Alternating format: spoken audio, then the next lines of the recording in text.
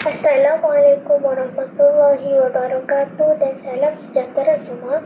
Apa khabar kawan-kawan semua? Nama saya Nurul Syifa binti Roslan. Saya bersekolah di Sekolah Kebangsaan St. Paul Tanjung Tualang Batu Gajah Perak. Kod sekolah saya ialah ABB 2098. Hobi saya pada masa lapang ialah bermain kasut roda. Saya bercita-cita ingin menjadi seorang saintis yang terkenal pada suatu masa nanti. Esensi buku yang saya akan sampaikan mungkin tidak menjurus kepada cita-cita dan hobi saya, tetapi berkait rapat dengan kehidupan seharian kita semua. Buku Jujur Kepada Diri Sendiri ini sangat menarik dan sesuai dibaca oleh murid sekolah rendah. Buku ini ditulis oleh Muhammad Syafi dan diterbitkan oleh penerbitan Zarfan. Di Bandar Putera Permai Seri Kembangan Selangor pada tahun 2011 yang merupakan cetakan pertama. Buku ini hanya mempunyai 30 muka surat, jadi sesuai sangatlah untuk kanak-kanak murid sekolah rendah. Buku ini mengisahkan seorang murid yang bernama Farhan. Beliau merupakan cucu yang taat kepada nenek dan datuknya. Beliau juga merupakan murid yang tekun dan serta menghormati guru. Namun, kebaikan dan kejujurannya kadang-kala menyebabkan rakan-rakannya menjadi cemburu.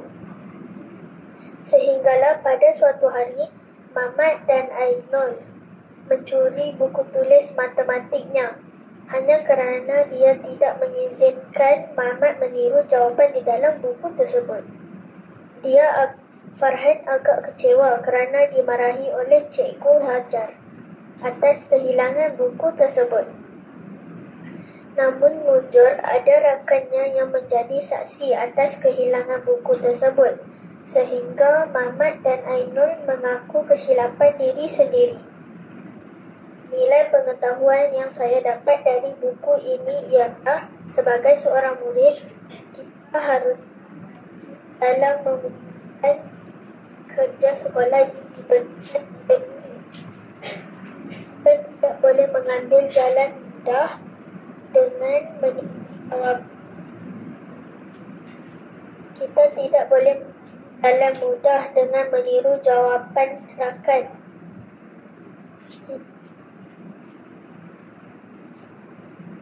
Kita tidak boleh mengambil jalan mudah dengan bertindak membalas dendam kepada rakan yang tidak mengikut arahan kita.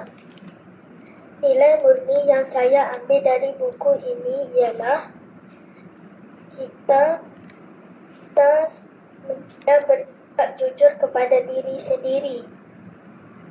Yang kedua, kita haruslah menghormati orang yang lebih tua dari kita. Yang ketiga, kita tidak boleh mencuri dan mengambil hak orang lain tanpa keizinan mereka. Pengajarannya, janganlah melakukan keburukan dan kejahatan terhadap orang lain.